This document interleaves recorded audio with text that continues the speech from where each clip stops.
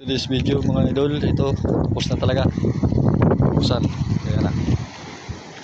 Tingnan nyo mga idol.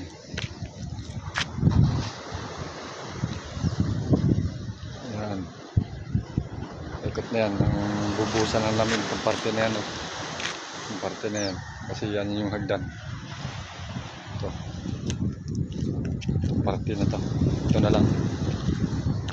Kaunti na lang yan. Tapos dito wag na natapos na buhusan ang lahat ng poste. O na to, magbibiga na lang kami ang gagawin.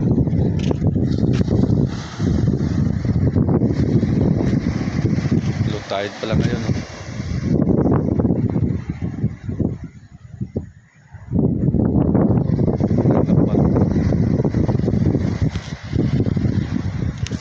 marami na huli yan.